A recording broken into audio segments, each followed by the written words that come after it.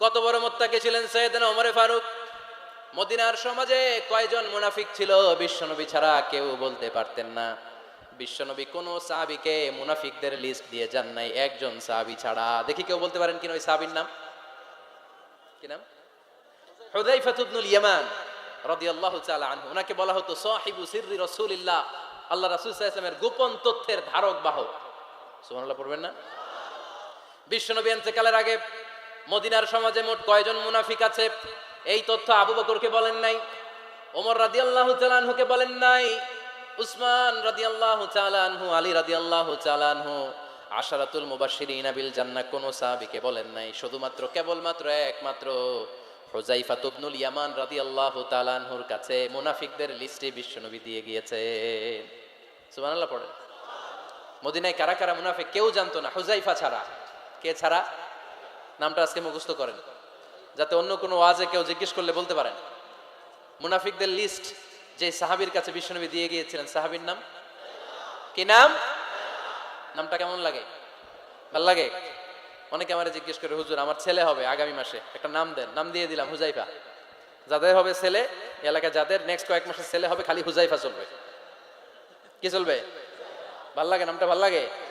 রাইখেন, অনেক সুন্দর নাম। উনি জানতেন মুনাফিক কারা। দেখেন ওমরে ফারুকের তাকওয়ার লেভেলটা কত হাই।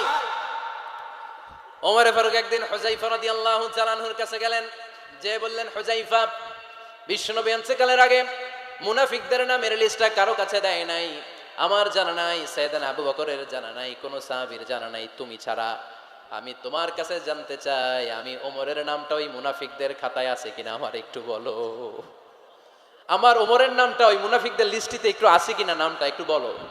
যদি থাকে আমি ভালো হয়ে যাব, আমি নেফাকি দূর করে পাক্কা মুমিন হতে চাই। আমার নাম যদি মুনাফিকের লিস্টে থাকে আমি তো শেষ। হুযায়ফা চোখের পানি ছেড়ে দিয়ে বলে, আমিরুল মুমিনিন, কেমন প্রশ্ন করলেন আপনি? আপনি বিশ্বনবীর শ্বশুর, এই উম্মতে আপনার পজিশন 3 নাম্বার। আপনারে মুনাফিকরা ভয় পায়, শয়তান আপনারে ভয় পায়। আপনি জান্নাতে সব বয়স্ক লোকদেরকে নিয়ে জান্নাতের মধ্যে আগে আগে ঢুকবেন, কেমন করে মুনাফিকদের কাতারে আপনার নাম থাকতে পারে ওমর? সুবহানাল্লাহ পড়ে। কি বিনয়ী, কি তাকওয়া। হুযায়ফাকে যে ধরতেন, হুযায়ফা একটু বলো না আমার নামটা মুনাফিকদের লিস্টিতে আছে কিনা। ওমরে ফারুকের যদি এই টেনশন থাকে যে আমি মুনাফিক হয়ে গেলাম কিনা, আমাদের এই টেনশন থাকার দরকার আছে না নাই? হ্যাঁ, যেন সব সময় আল্লাহর কাছে দোয়া করতে হবে, আল্লাহ তুমি নেফাকি থেকে আমাদেরকে বাঁচাও। আরো জোরে পড়েন আমিন। আপনারা ওঠা বসা শুরু করলেন কেন? অনেক রাত হয়ে গেছে তাই? হ্যাঁ, শেষ করে দেই তাহলে না? যে অনেকে কষ্ট হচ্ছে মনে হচ্ছে। হ্যাঁ, এক নম্বরে যাচ্ছে এটা এটা সব মুখস্থ দেখি। হ্যাঁ, 1 নাম্বার, 2 নাম্বার, 3 নাম্বার। 1 নাম্বার হইলো পেশাবখানা, 2 নাম্বার পায়খানা, 3 নাম্বার নাকি এইটা?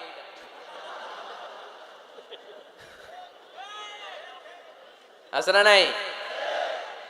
না। সিগারেট কোন মুসলমান খেতে পারে?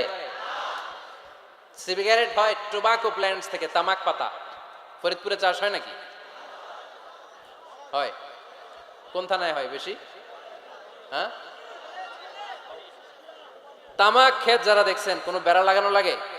কারণ ছাগলেও মুখ দেয় না। তো যেটা ছাগলে খায় না, এটা কোনো মুমিন বান্দা খাইতে পারে? তো খান কেন এগুলো, পচা জিনিস? হ্যাঁ, এই পৃথিবীতে বিড়ি আর সিগারেটই একমাত্র খানা যেটা টয়লেটে ঢুকে খাওয়া যায়, তাই না? পৃথিবীতে সিগারেট আর বিড়ি একমাত্র খাবার। রাগ করবেন না, যারা খান রাগ করেন না, আবার একটু কমন সেন্সটা কাজে লাগানোর জন্য, চিন্তার জন্য বলতেছি। এটাই পৃথিবীর একমাত্র খাবার যেই খাবারের গায়ে এই খাবারের বদনাম লেখা থাকে, স্মোকিং কজেস ক্যান্সার, ধূমপান কর্কট রোগের কারণ, ধূমপান স্বাস্থ্যের পক্ষে ক্ষতিকারক, লেখা থাকে না? আচ্ছা ধরেন ফরিদপুরের একটা কোম্পানি নতুন চানাচুর বের করছে, ওই চানাচুরের গায়ে লেখা, এই চানাচুর খাওয়ার 1 ঘন্টার মধ্যে বমি শুরু হবে আর ডায়রিয়া হবে। খাবেন? কি কইবেন? তুই খা। দোকানদারে কি কইবেন? তুই খা, তোর বমি হোক, তোর 14 গোষ্ঠীর ডায়রিয়া হোক, আমি টাকা দিয়ে এগুলো কিনবো না, ঠিক কিনা? কারণ এই প্রোডাক্টের গায়ে এই প্রোডাক্টের বদনাম লেখা, এটা আমরা কিনবো কেন? কিন্তু সিগারেটের উপরে সিগারেটের বদনাম লেখা থাকার পরেও আমরা খাই, টয়লেটে বসে খাই। এটার মধ্যে একটা পয়জন আছে, এটাকে বলে স্লো পয়জন, নিকোটিন। এটা আপনার লাং ফুসফুসকে শেষ করে দিবে, স্লো পয়জন। সিগারেট খাওয়া অনেকটা আত্মহত্যা শামিল। বিষ খেলে সাথে সাথে মরে, সিগারেট খেলে ধুকে ধুকে মরে। আর সিগারেট থেকে হিরোইন, গাঁজা, ফেন্সিডিল, ইয়াবা, ম্যারিজুয়ানার পথে মানুষ পথ বাড়ায়, পা বাড়ায়, তাই না? এগুলো খাবেন না। ওয়ালা তুলকু আইদিকুম ইলা তাহলুকা, নিজে নিজেকে স্বেচ্ছায় ধ্বংসের দিকে ঠেলে দিও না। জীবনটা অনেক সুন্দর, জীবনটা অনেক রঙিন, আল্লাহর দেয় জীবনটাকে উপভোগ করার দরকার আছে না নাই? এই জন্য সিগারেটকে এই ফরিদপুরের প্রোগ্রাম থেকে আমরা আজকে নো বলে দিলাম। কি বলে দিব? আওয়াজ করে সবাইকে আমরা সবাই একসাথে বলবো, সিগারেটকে কি বললাম? মনে থাকবে না? মাহফিলের প্যান্ডেল থেকে বাইর হয়ে আবার ইয়েস, হ্যাঁ না, ইয়েস করা যাবে না। সিগারেটকে কি বললাম? নো।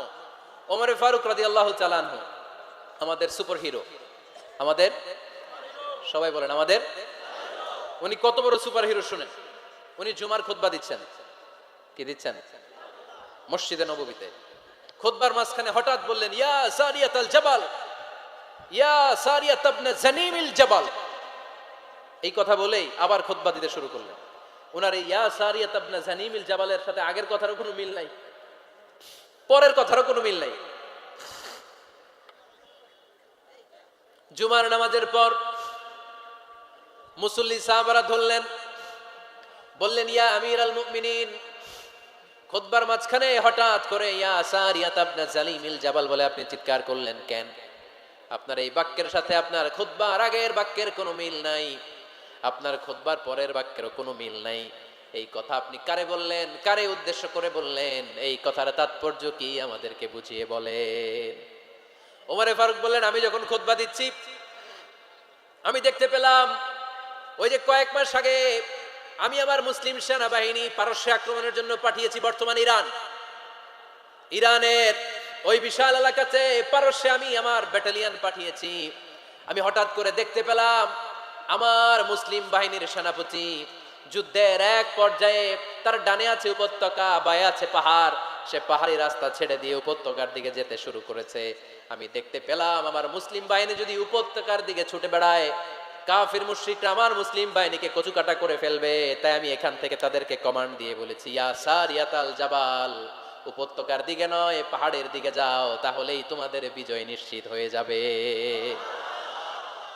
উপত্যকার দিকে যেও না, ইলাল জাবাল, ইলা সারিয়াতিল জাবাল, পাহাড়ের দিকে ছোট।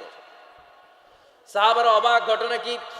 উনি বসে আছেন মদিনায় মসজিদে নববীর মিম্বারে দাঁড়িয়ে, উনি যদি ইয়া সারিয়াতাল জাবাল বলে, এটা কি ইরানে যাবে নাকি? ও মিয়া, তখনকার সময়ে বর্তমানের মতো মোবাইল ছিল নাকি? ইন্টারনেট ছিল নাকি? কিছু ছিল? খালি মুখে আমি যদি বলি ইয়া সারিয়াতাল জাবাল, এটা ইরানে যাবে? ইন্ডিয়া যাবে? ঢাকাই তো যাবে, ফরিদপুর শহরেই তো বসবে না, ঠিক কিনা?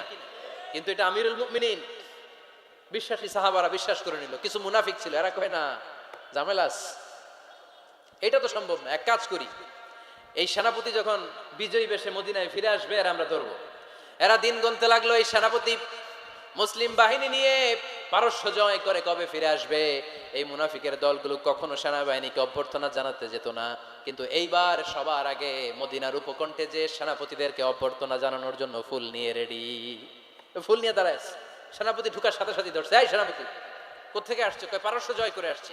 কয় এমন এমন দিন, জুমার দিন দুপুর বেলা যুদ্ধের মাঝখানে আমিরুল মুমিনিনের কণ্ঠের কোন কথাবার্তা শুনছো নাকি? সেনাপতি অবাক, কয় তোমরা জানলা কেমনে? শুনছি তো। সুবহানাল্লাহ পড়বেন না? আমরা যুদ্ধে একটা ভয়ঙ্কর অবস্থার মধ্যে ছিলাম, পেছন থেকে শত্রু আমাদেরকে আক্রমণ করতে শুরু করে দিল। ডানে যাব না বায়ে যাব, সামনে যাব নাকি পেছনে যাব, রাস্তা খুঁজে পাচ্ছি না। ডান দিকে ছিল আমাদের উপত্যকার রাস্তা, বাঁ দিকে ছিল পাহাড়ি পথ। আমরা সোজা পথ হবে মনে করে উপত্যকার দিকে ছুটতে আরম্ভ করলাম। হঠাৎ করে আমিরুল মুমিনিনের কণ্ঠ বজ্র কণ্ঠে আমার কানের মধ্যে ভেসে আসলো। আমার মনে হলো আমিরুল মুমিনিন কেমন যেন আমাকে কমান্ড দিচ্ছেন আর বলছেন, ইয়া সারিয়াতাল জাবাল, ডান দিকে উপত্যকার পথে নয়, তাড়াতাড়ি পাহাড়ের দিকে সৈন্য বাহিনী নিয়ে উঠে যাও। পাহাড়ের দিকে, ডানে না। This is wrong track and this is the right track. ওই দিন যদি ওমরে ফারুকের ওই গাইডলাইন, আমিরুল মুমিনিনের কমান্ড যদি আমি না শুনতাম, আজকে বিজয়ের বেশে ফিরতেও পারতাম না, আমাদের চেহারাও তোমরা দেখতে পেতে না। ওমরে ফারুকের ওই কমান্ড, ওই গাইডলাইন অদৃশ্য থেকে শোনার কারণে এই পারস্যের মধ্যে আমাদেরকে সেই যুদ্ধে বিজয় দান করেছে কে? This is Umar e Farooq, this is Umar e Farooq. বিশ্বনবী বলতেন, আমার মা লাকিয়াকা শাইতানু সালিকান ফাজ্জান ইল্লা সালাকা ফাজ্জান গায়রা ফাজ্জিকুম। শয়তান ইবলিস যদি তোমার কোনো রাস্তা দিয়ে হাঁটতে দেখে, শয়তান ওই রাস্তা রেখে দিয়ে অন্য রাস্তা দিয়ে হাঁটে। সুবহানাল্লাহ বাড়িতে যাই বললেন। কে বলতেছে? বিশ্বনবী। কার ব্যাপারে? ওমরে ফারুকের ব্যাপারে। শয়তান যদি দেখে যে ওমরে ফারুক এই রাস্তা দিয়ে হাঁটতেছে, শয়তান ওই রাস্তা রেখে দিয়ে অন্য রাস্তা দিয়ে হাঁটে। সুবহানাল্লাহ পড়েন। রাত্রিবেলা আমরা আমাদের বাচ্চা ছেলে